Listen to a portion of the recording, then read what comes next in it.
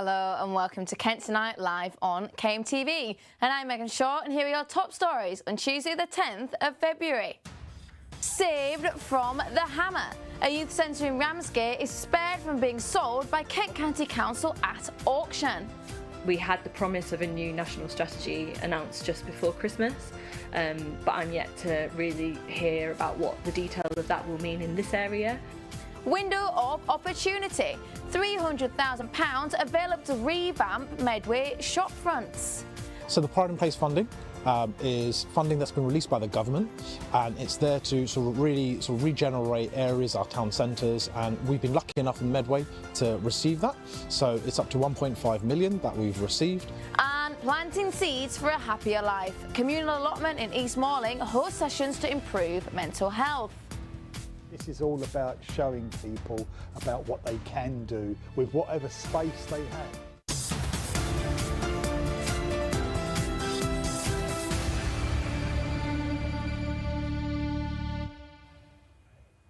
Our top story tonight.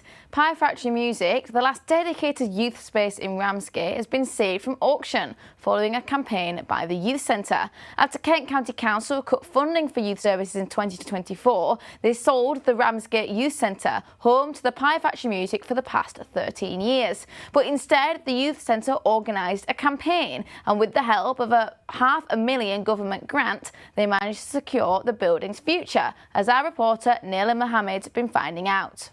Luke is 18 years old and has been coming to the Pie Factory since he was 14. He now volunteers at the youth centre every Tuesday, but attends as a young person on other days of the week. But he remembers the moment he found out that the Pie Factory was up for auction. We had quite a close friend group at the time, and there was like 3 or 4 of us, and I remember we were all just kind of hanging out, and then out one time, and then one of them checked their phone and was like, "Oh, Pie Factory's getting auctioned." And I was like, "Oh, we're going to lose the building." It's like, "What?" And I knew immediately on that first Monday back, we started asking, like, "Are we going to lose Pie?" Like, because we were all kind of panicked and a bit like nervous, because we all cared about this place so much, so we really didn't want it to go. Ramsgate was selected by the government to receive up to £20 million in funding over the next 10 years to regenerate the area. As part of their Pride in Place programme, one of the priorities of this funding is to invest in the youth of Ramsgate. The government has also announced the National Youth Strategy, a £500 million plan to rebuild youth services in England. But Zoe Karasik wants to know where this funding is going. We had the promise of a new national strategy announced just before Christmas, but I'm yet to really hear about what the detail of that will mean in this area, and how young people in Thanet will benefit from the investment that's been promised. And something needs to happen urgently to right the wrongs of what's happened over the last 15 years and the fact that youth services have been cut to the bone by over £1 billion. Something's got to give, and it can't be to the young people's detriment. We have to fix it. How do you feel now that Pie isn't going anywhere? Oh, it's great. I think it's great, because obviously I'm 18 now, so I'm on my way out of Pie, because going into the bigger world and university and stuff. But I think it's good to know that it's not going down, because the support that I had when I was full team will still be here for those who are now full team. Thanet is considered the most deprived district in Kent and Medway, with youth unemployment the highest in the South East. And after speaking with Zoe, she said that it's youth centres like this that provide important opportunities for young people. So why exactly did Kent County Council decide to sell the youth centre rather than invest in it? Well, I put that question to the council, and they referred me to this statement made about the reasoning behind the sale in 2023. It's been well documented that KCC, like other councils, has to make savings to balance the overall budget and protect services it legally has to provide. As statutory youth services are now delivered across Kent, including in Ramsgate by our network of family hubs, we took the decision not to renew commissioned youth services contract in 2023. Today, the centre is safe, but questions remain about how close it came to closure and what that says about funding for youth services in communities like Ramsgate. Naila Mohammed for KMTV in Ramsgate. And Naila joins us in the studio now to tell us a little bit more about the Pride in Place programme. So, Naila, first of all, can you explain a bit more about the Pride in Place programme that you touched on in your report there?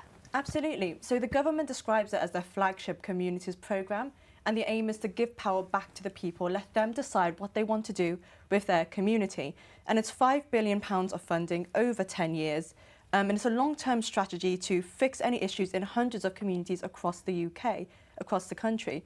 And they're targeting neighbourhood level pockets of deprivation that tend to fall through the cracks of national intervention. And so far, 284 communities have been eligible for this funding. And just last week, another 40 were named eligible. Though we don't know which communities those 40 are, but we do know for sure Ramsgate is one of the communities that will be getting their funding. I see. And has something like this happened before? Yeah, so in March last year, there was another scheme called Plan for Neighbourhoods, and that was similar to what it is now, but the aim was to rebadge town-level intervention, but it only covered 75 areas. And the Pride in Place is an expansion of this programme. Like I said, it's 284 communities compared to the 75 earlier. And it's targeting smaller geographical pockets of deprivation, towns of around 10,000 people. I see. And what is Ramsgate set to use this money on, do you know? Yeah, so they've kind of created this dedicated board called the Ramsgate Neighbourhoods Board, and it's set up to lead the work to kind of figure out where this funding will be going. And this board is made up of residents, it's made up of businesses, it's made up of community leaders, so very much the people in Ramsgate itself. And they've submitted a 10-year plan to the government on what they would like to do with this funding. And the plan was apparently developed by feedback from the town, and there's 5 major points. The first one is to bring back the town centre and bring back their jobs. Other one is to clean it up, make it a cleaner place for the residents to live in. They want Ramsgate to look nice, so they feel nice. They wanted to make it more well lit, so it's safer around for everyone. They want to invest in young people and in the youth as like job opportunities, more things for them to do. And finally, they want to connect health and support services and make it a place where everybody feels better, both in and out. Thank you so much, Nella, for bringing us that insight. And Pride in Place hasn't just come to Ramsgate. Medway Council has also been given £300,000 of government funding to improve the area, as Maisie Walker has been finding out today. Medway Council has been awarded £300,000 in government funding to help improve shop fronts for independent businesses across the area. Eligible businesses can apply for grants of up to £5,000 to upgrade their premises. So councillors are hoping this grant is going to help promote things such as tourism in Medway. The funding aims to enhance the external appearance of retail and hospitality venues, support regeneration and encourage activity on local high streets. However, in last week's budget, the council also revealed plans to increase car parking tariffs, a move that has raised questions about whether higher prices could discourage people from visiting town centres. Well, it depends how you look at it. So we've had a close look at the consumer behaviour, basically how people are parking and how that's changing over time according to sort of why they're going to visit the high street. So one of the things that we looked at was actually the shorter stays are sort of more common. So a way to incentivise that is actually we've reduced that fare. So it's not just increases across the board, which are, you know, happening across the country. There are reductions. So we're boxing clever here. So we're trying to make sure that 1 hour stays are, 30-minute stays are now down to £1. If you think about it, with the shopfront grants scheme that we're doing, it's a really quick way, it's a quick win to try to change the aesthetic of an area in a sort of rapid way and getting sort of that money sort of out there to the businesses that need it. So if you can change the look of an area, you feel better about going there, you'd want to return there, so you get that sort of compounding effect over time. On Gillingham High Street, one local business has welcomed the funding announcement with enthusiasm. It's my first time hearing this, you understand, and again, you know, you come in, you know, you just on a good information about that. Seeing, the environment, let's just say it still need more improvement, yeah. So we still need more business, more people coming in, you know. So I think Gillingham still need more movement about it. The funding is being welcomed by businesses, but its long-term impact on high street regeneration is yet to be seen. Maisie Walker for KMTV, Gillingham. And next, in Gravesend, a driver has been allegedly attacked by a motorist after suffering a seizure at the wheel and crashing his car. Louis Watkins, who has epilepsy, was driving along New Barn Road when he suffered a seizure and ended up crashing into a tree.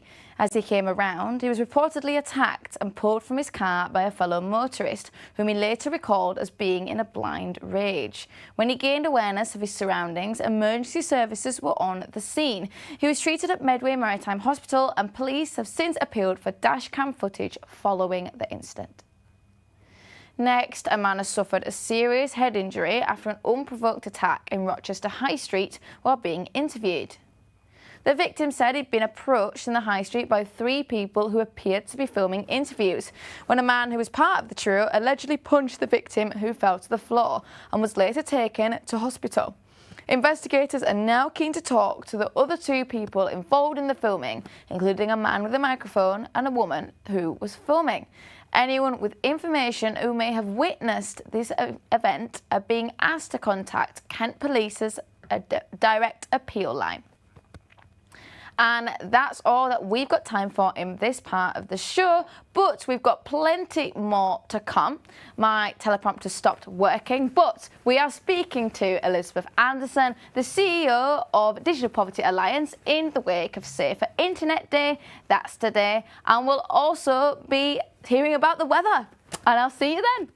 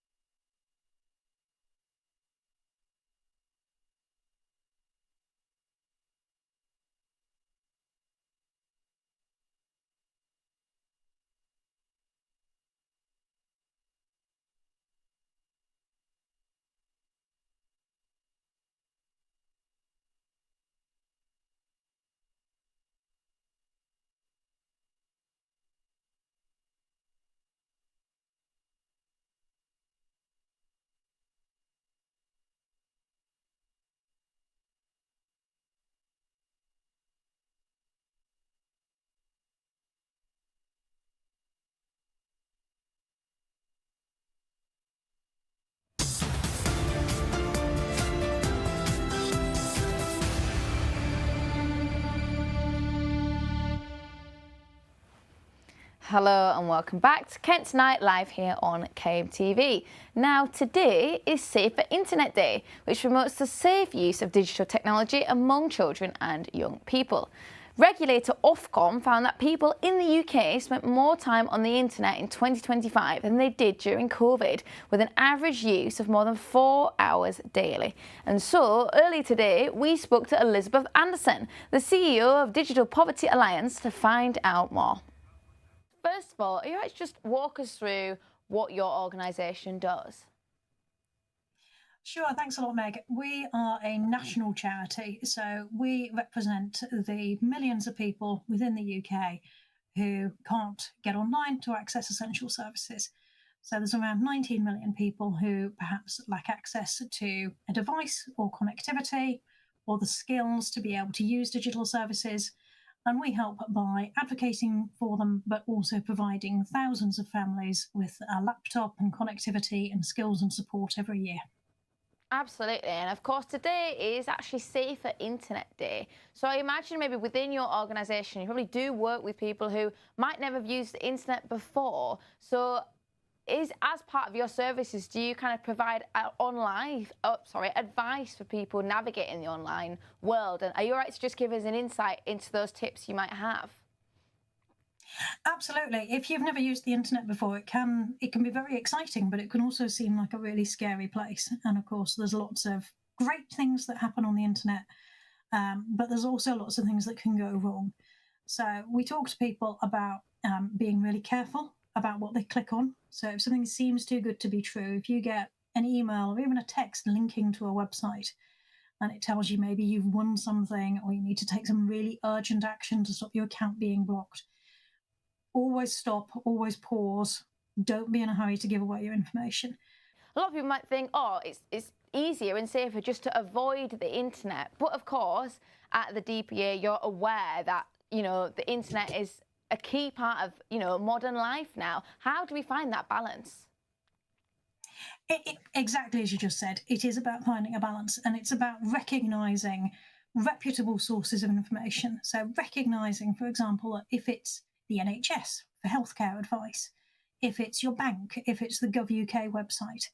Actually, there's a lot of positives that can be gained by being able to get online and accessing these services. You know, if you can find reliable health information on the NHS website, actually, it can help keep you healthier, it can support your well-being, it can support your mental health as well. And what we want is people to be able to access that kind of thing. And also, as schoolwork ever more moves online, of course, we want children to not be held back because perhaps they can't access Google Classroom or Microsoft Teams or Apple.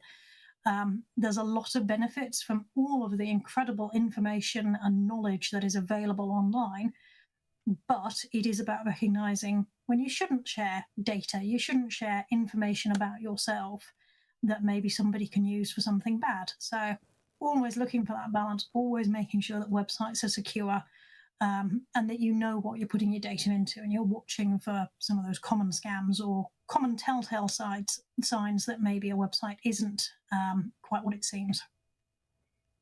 And being at the forefront of, I suppose, increasing people's connectivity to the internet and devices, would you say that staying safe on the internet is a challenge in the modern world? It's becoming ever harder, and everything's evolving at such a pace. Even 5 years ago, we didn't have AI services, so it's something that we've had to learn about all really, really quickly. So it is about being able to recognise things like fake news, you know, recognise whether you're coming to a really safe provider of news like KM Group, or whether you've maybe wandered off onto a bit of a dodgy clickbait kind of site. Next, residents have been left frustrated after graffiti has been found scrawled across the equipment at the Markwood play area in Walmer. The park had only reopened in May of last year after a combined £88,000 investment into the play area by Dover District Council, Walmer Town Council and developers. Beyond paint, new features were also added to the area in the revamp, including new junior and toddler multiplayer units, a track rider tower and sensory equipment. Local councillor Chris Vincent said this kind of mindless vandalism, is hugely frustrating for families using the playground with their young children. And now it's time to catch up with all your latest sporting news from Sam Wood. First up on tonight's sports roundup, Canterbury teenager receives first call to do the Senior British National Indoor Championships. Triple jump star Cheeky Yukpai, who hails from Simon Langston School, took part in the Under-20 Nationals last weekend in Sheffield, gaining another personal best, and she won the gold for her category. In the upcoming weekend, the 17-year-old will be the youngest in her field at the seniors in Birmingham and hopes to compete in the Under-20 World Championships in America. She's currently ranked number 1 in the Under-20s category in the UK and number 9 worldwide. Next in football news, Sheppey United have parted with both their manager Kevin Watson and assistant Tommy Osborne amidst a 2-0 loss last weekend in Margate. Watson's last game saw the third straight defeat at the away game, extending their winless run to 7 matches. Taking over for the remainder of the season are Ian and George Batten, sons of the club's former boss Ernie Batten, who unfortunately passed away last March. Sheppey currently sit at 15th in the table, and their next game is this Saturday at home against Broadbridge Heath. Meanwhile, in the world of tennis, it was time to celebrate last Saturday as Kent Tennis held their awards ceremony in Gillingham. Both juniors and seniors received honours and county colours were handed out with many young players honoured. The Performance Team of the Year went to the men's over 75s and 80s, and the Adult Club Player of the Year was collected by Thomas Eastwell from Y. This is a new award recognising a player who has shown exceptional commitment and contribution all season. The day concluded with many Kent players receiving honours. Lastly, more football news as Gillingham manager Gareth Ainsworth speaks on his decision to bench Sam Gale in last Saturday's match. The young defender has regularly been in the starting 11 since the opening weeks of the season, with this decision coming from Ainsworth reportedly not wanting to overload him. Last month, Ainsworth signed 20-year-old centre-back Travis Akamea from Watford on a new loan deal, and he has shown a promising debut at the back in the last 2 games. Gillingham currently sit at 14th in the league, and their upcoming match against Crewe Alexandra is set for Saturday. Sam Wood reports. Sam Wood there. Now, don't forget you can keep up to date with all your latest stories across Kent by logging on to our website, kmtv.co.uk. You'll find all our reports there, including this one about a ping pong prodigy who trained the stars of the new blockbuster film, Marty Supreme. Timothée Chalamet and Marty Supreme have been breaking the box office, making millions and raking in awards. So when Medway Sports Park had table tennis set up for 40 schools this week, they decided to bring in one England professional, who's also an actor from the film, to show off his skills. They basically said, come down, we've got this massive event. They've got obviously 2 days of tournaments happening yesterday and today. So yeah, I was like, yeah, happy days, I'll come down. It'd be nice to meet everybody and yeah, show my face basically. So. Josh is the number 14 table tennis player in the country and got involved with the film after being sent a casting call from Table Tennis England before doing auditions and being flown out to New York, where he was in the film and also helped train Timothy behind the scenes. So he had a whole training regime himself. I'm sure you've heard him speak about it. You know, the whole process, he was started, you know, a good 6-7 years ago from the sounds of things. But I was only out there just briefly before the start of the film, and yeah, I did sessions with him, so like rehearsing and gave little tips and tricks here and there. And yeah, it was awesome to meet him, and obviously to see someone like him playing table tennis as well for the film. It was pretty cool. Josh also showed off some of the items he'd kept from the set, including a poster with his character on it and a signed bat from Koto Kawaguchi, another pro who played Koto Endo in the film. He also gave out autographs to some of Medway's aspiring players. Do you say tonight's made you like table tennis a little bit more, maybe a little bit less? I don't know, it depends how much you've been winning. A bit more. Yeah, I like playing table tennis in my free time because it's like you can get with the community and it's like you can make friends. But Josh wasn't the only one signing autographs. Well, you know, we always are looking for the talent here in Medway, and that's from every field, whether that's sports, entertainment, even journalism. So from that perspective, I'm really proud of the kind of individuals that step forward.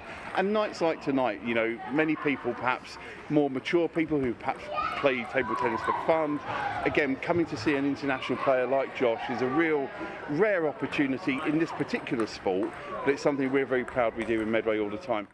Vince refused my offer of a game, so I asked Josh, who said he wouldn't let me take a single point.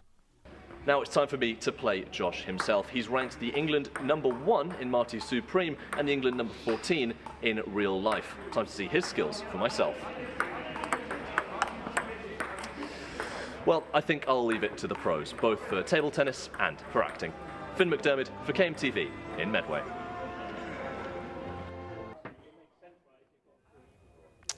Now, it's been an awfully wet month so far, but we'll be needing our umbrellas for the rest of the week. Well, let's take a quick look at the weather.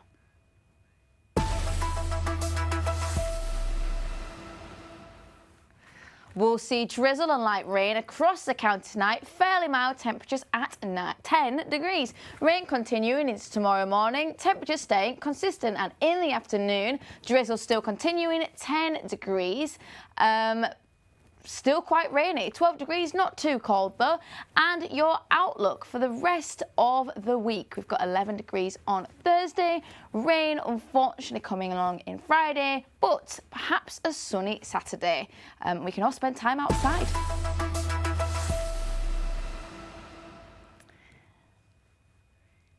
Now, that's all we've got time for you in this part, but stick around. We've got plenty more coming up for you to enjoy. We're going to return to our top story tonight, which is about a youth centre saved from closure after being put for auction by Kent County Council. Neil Mohammed has that report. We'll also be looking at National Apprenticeship Week with a special feature from Tuna Price. He's from Kent Invicta Chamber of Commerce, a familiar face at KMTV, and we'll also be featuring Kit Taylor, who won the University of Kent's Journalism Apprentice of the Year, and they're making waves in the industry. So we'll catch you later after this short break. We'll see you soon.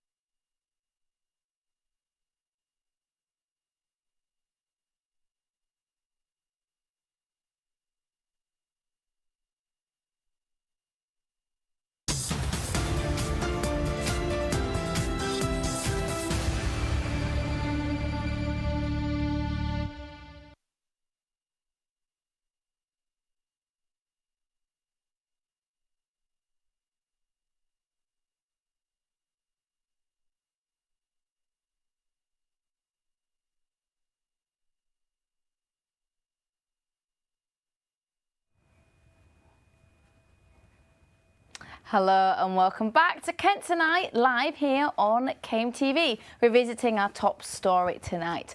Pie Factory Music, the last dedicated youth space in Ramsgate, has been saved from auction following a campaign by the Youth Centre. After Kent County Council cut funding for youth services in 2024, they decided to sell the Ramsgate Youth Centre, home to Pie Factory Music, for the last 13 years. Instead, the Youth Centre organised a campaign, and with the help of a $500,000 government grant, they managed to secure the building's future, as our reporter Neela Mohammed's been finding out. Luke is 18 years old and has been coming to the Pie Factory since he was 14. He now volunteers at the youth centre every Tuesday, but attends as a young person on other days of the week.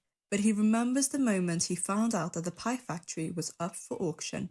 We had quite a close friend group at the time, and there was like 3 or 4 of us, and I remember we were all just kind of hanging out, and then out one time, and then one of them checked their phone and was like, "Oh, Pie Factory's getting auctioned." And I was like, "Oh, we're going to lose the building." It's like, "What?" And I knew immediately on that first Monday back, we started asking, like, "Are we going to lose Pie?" Like, because we were all kind of panicked and a bit like nervous, because we all cared about this place so much, so we really didn't want it to go. Ramsgate was selected by the government to receive up to £20 million in funding over the next 10 years to regenerate the area. As part of their Pride in Place programme, one of the priorities of this funding is to invest in the youth of Ramsgate. The government has also announced a National Youth Strategy, a £500 million plan to rebuild youth services in England. But Zoe Karasik wants to know where this funding is going. We had the promise of a new national strategy announced just before Christmas, but I'm yet to really hear about what the detail of that will mean in this area, and how young people in Thanet will benefit from the investment that's been promised. And something needs to happen urgently to right the wrongs of what's happened over the last 15 years and the fact that youth services have been cut to the bone by over £1 billion. Something's got to give, and it can't be to the young people's detriment. We have to fix it. How do you feel now that Pie isn't going anywhere? Oh, it's great. I think it's great, because obviously I'm 18 now, so I'm on my way out of Pie, because going into the bigger world and university and stuff. But I think it's good to know that it's not going down, because the support that I had when I was full team will still be here for those who are now full team. Thanet is considered the most deprived district in Kent and Medway, with youth unemployment the highest in the South East. And after speaking with Zoe, she said that it's youth centres like this that provide important opportunities for young people. So why exactly did Kent County Council decide to sell the youth centre rather than invest in it? Well, I put that question to the council, and they referred me to this statement made about the reasoning behind the sale in 2023. It's been well documented that KCC, like other councils, has to make savings to balance the overall budget and protect services it legally has to provide. As statutory youth services are now delivered across Kent, including in Ramsgate by our network of family hubs, we took the decision not to renew commissioned youth services contract in 2023. Today, the centre is safe, but questions remain about how close it came to closure and what that says about funding for youth services in communities like Ramsgate. Neela Mohammed for KMTV in Ramsgate. Now, this week marks the start, or yesterday did I suppose, of National Apprenticeship Week, where businesses and traders shine a light on the benefits of apprenticeships for individuals, organisations and the wider economy. Government figures show that there are approximately 350,000 apprentices in England, with around 55,000 people in the South East starting a course last year. And here with me now is Tudor Price to talk more about it. So Tudor, first of all, thank you for joining us. I just want you to, obviously, the typical route for young people might be to go to university and then to go straight on to employment. But apprenticeships offer a different route, and those kind of people won't be kind of saddled by student debt. So would you say apprenticeships are the new way forward? I think the proposition has changed. It's now a so much more expensive challenge for many people to go to that level of debt. Interestingly, the UK is the highest tuition fees in Europe at the moment. And so I think there's probably an argument for government for maybe looking at getting back involved again. But we've seen an explosion in the popularity of university courses. It is a huge amount of money. And I think really the advice that we would give young people looking to make that choice is around if you go in to follow a degree, if you're going to invest in it, then you need to make sure it's an area that you want to then pursue in the career. Because I think the worst thing in the world is to obviously make that investment and then not use it later on, because that's really what employers want to see, is that enthusiasm and that commitment to that particular subject matter. So definitely university is the right course for some people, but apprenticeships are very, very much proving to be the popular choice these days. And absolutely, is there that appeal for employers too, to know that that kind of training is funded by the government, and that those employees might go on to excel and be able to bring, you know, great growth and revenue for companies? Absolutely, it's I hate to use the phrase, but it's a win-win really for both the employer and the employee, because obviously that young person doesn't incur the debt. They are earning from the day that they start learning. And the business also has an opportunity then to sort of grow that person within the culture and the sort of the values that the organisation is trying to achieve, but at a more affordable cost as well, because of course it starts, as you say, as a part-funded programme. So there's a real incentive for employers, certainly smaller employers, to work with the colleges to take on those apprenticeships. And of course, it doesn't mean you can't do a degree. Degree apprenticeships are now part of the mix as well. Absolutely, and apprentices aren't really, it's not just a route for young people as well. We are seeing more and more people that are over 25 that maybe are going through a career change to do an apprenticeship. Would you say it's something that could be appealing and an option and a pathway for not just people who've just finished their A-levels maybe? Absolutely, very much so. In fact, again, we've seen an increase in the number of sort of more mature people taking up apprenticeship options now. And that's partly because of changes that we as a chamber and other organisations have lobbied for. So the sort of the necessity to get English and maths as part of your apprenticeship beginning is no longer necessarily prerequisite. And so actually that has helped make apprenticeships so much more accessible to people who are perhaps, sort of 10, 30 years on from the last time they were in education. But again, no less important to an employer. Thank you so much, Tudor. And early today, we actually spoke to a journalism apprentice. We spoke to Kit Taylor. And I'm now joined by Kit Taylor, who yesterday won the University of Kent's Apprentice of the Year. I suppose the landscape of apprenticeships is changing a bit. So can you tell us a bit more about that as well? Yeah, so I think apprenticeships have changed massively from what we know them to be. I think initially a lot of us think they are an opportunity for younger people. You might come out of college, go into an apprenticeship instead of going to uni. But actually nowadays, especially in 2024 to 25, half of apprentices, more than half in fact, were over the age of 25. So actually we're getting to a point now where people who are maybe beyond the age of university or college are taking up apprenticeships. There's a few reasons that could be. So things like the COVID pandemic made a lot of people think about career changes. And that's exactly what we're seeing, more of that. I think it's particularly interesting if you compare it to 2006, 2007, where that was less than 1% of apprentices were over 25.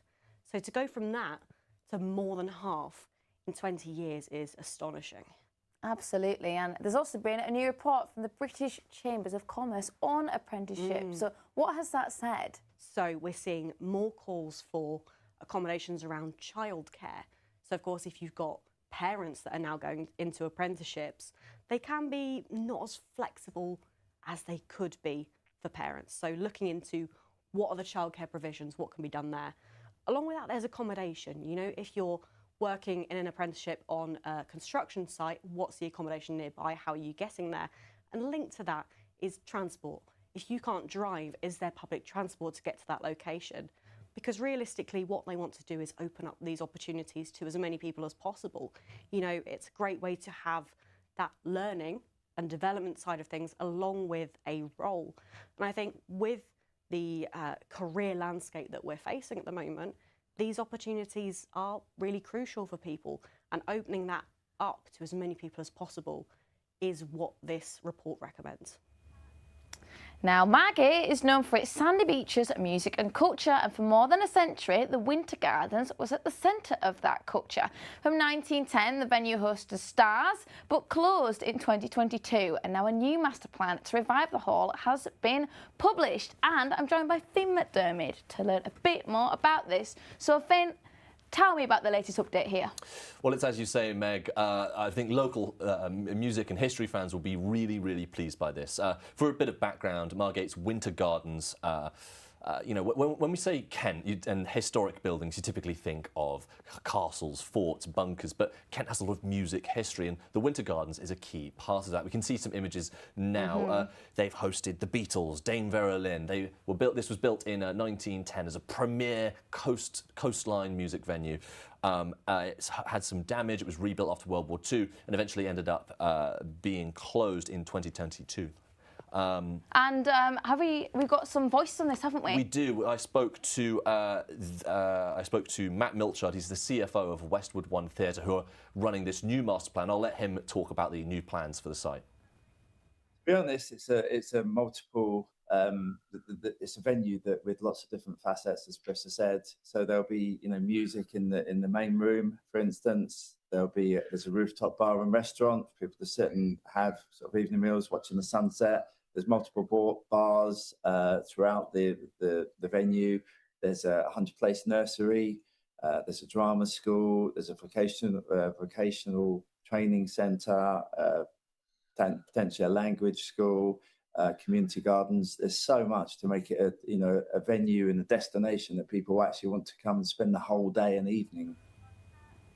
Thank you, Finn. Now, time for a break.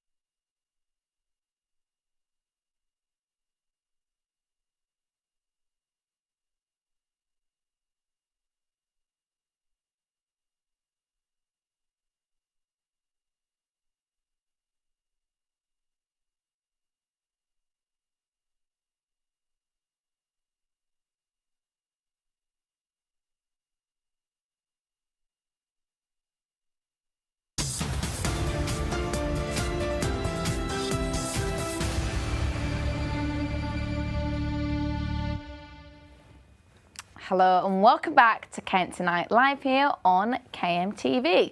Now, a new exhibition about the effects of climate change on the oceans is set to debut at Rochester Cathedral this week. The installation features 3 life-sized whale sculptures made using recycled ghost fishing nets, silk chiffon and latex. British artist Tessa Campbell-Fraser, who created the exhibition, said, "In sculpting the whales, as I have, transparently using ghost netting, I want to convey the need for mankind to realise that these magnificent mammals will not exist in our world if we don't act now." The Wales exhibition will be at Rochester Cathedral from Tuesday, February the 10th to Saturday, March the 7th. Now, shortly after today's show, we'll be showing a brand new live episode of Made in Kent, where we spotlight small businesses across the county. Today's episode will be covering all kinds of hobbies, interests and nerd spaces. To discuss the show and to hopefully convince all of you watching to tune in later, I've got Jay Blakesley with me on the sofa. So Jay, thank you for joining us. Thank you for having me. First of all, can you just, if anyone hasn't seen the show before, what is it about? So, Made in Kent is all about, learning a lot more about the business, private, or even arts sector here in the county of Kent. Finding everything out about their machinations, how they sell things. Sometimes even just about how they feel about how business is going at the moment. And what have we got coming up? What have we got to look forward to on this episode? Well, as you've already said, we're covering a lot of nerd culture sort of areas. We've got a package that I worked on where we visit a board game cafe that's all about the spaces of tabletop role-playing games and even just board games, or just a place to be able to chill on your own. As well as we're actually talking to a group who do medieval fight reenactments, which is a little bit out of the hobby space, but we felt like people would be interested if they had, that sort of look into the space. That sounds great. And what has been your favourite bit of kind of putting together that show? Oh, well, for me, the best bit about making Made in Kent is obviously learning about the county itself. I myself am not from Kent, I'm from a few hours out, but to learn so much about the history and the machinations of the county itself, it makes me feel a lot more comfortable calling it home, and I hope that we can kind of grant that a little bit more for people watching. And Jay, for anyone who's been watching along each episode, we don't have too much time. But after tonight's episode, what can we look forward to be seeing on Made in Kent? Well, I can't really spoil too much for you. It'd be kind of giving the game away a little bit. So No I'm not secrets. I'm not going to give away any secrets tonight. Yeah. Well, Jay, thank you so much. We'll definitely be keeping a watch out for the new Made in Kent episode. Now, don't forget, you can keep up to date with all your latest stories across Kent by logging on to our website, kmtv.co.uk. There you'll find all our reports, including this one about a festival in Gravesend that's been lighting up the streets every January with a festival for the past 5 years. For the past 5 years, Gravesend has been lighting up the streets every January with a light show to bring happiness to the community. And it's returned once again. This year's theme, Light and Life, with a focus on animals, allows local artists to come together and showcase their skills. I like to see the local artists, and we commissioned artists to come in, and we selected 4 to set up around the area, and it's such a great opportunity for them to showcase their skills, and also it's very interactive, so people can enjoy their displays and also participate as well. Despite it being a cold, wet night in January, it certainly hasn't stopped Gravesend from trying to bring some light to the community. From street performers to a silent disco and a giant firebird shooting fireworks made by Emergency Exit Arts served as some of the biggest highlights of the night. It's really fun getting to drive the Firebird. It's one of my favourite properties that we do.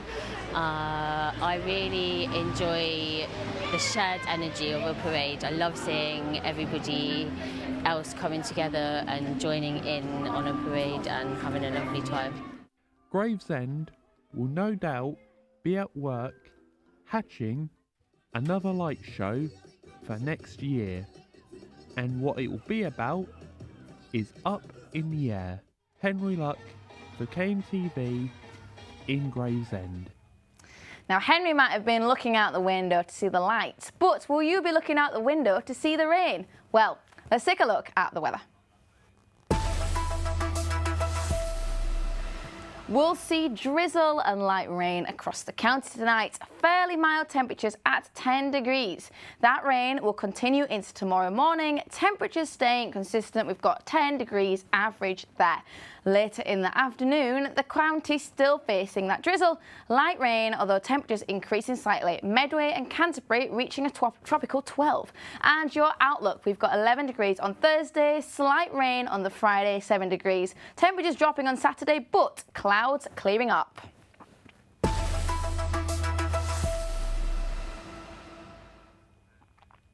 Next, a 150-year-old pub has been saved after its barman took over running the venue, which is one of the neighbourhood's last remaining drinking spots. The Priory Hotel in Dover, which was built in Victorian times, will be the only pub left in the Eastern Folkestone Road area when a second one nearby closes later this year. Bar manager Andy King says that keeping the venue open is important for the community and music fans. And Rochester's famous second-hand bookshop, Baggins Book Bazaar, is celebrating 40 years on the High Street.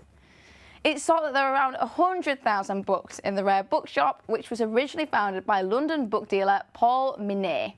It was later taken over by local Godfrey George, who joined the business shortly after it first opened and has spent the past 40 years keeping it going. Next, family-orientated and dog-friendly pub in Lower Harling has seen a massive overhaul after receiving £200,000 in investment. The pub, the Five Bells, reopened this Saturday after receiving funds from licensee and director Lloyd Slythe and Admiral's Taverns, a pub company. Renovations include new furniture, a television and a redone beer garden and were based off suggestions from the local community. The leadership of the pub took over in last April, with the director having over 20 years of hospitality experience and closed for renovations over the course of January. And finally, a communal allotment in East Malling is allowing people to dig in and try out gardening. Community Grow is hosting sessions with a focus on improving mental health, meeting new people and enjoying the outdoor sensory experience. One volunteer said he wanted to share his passion for wildlife and show the wonders of gardening.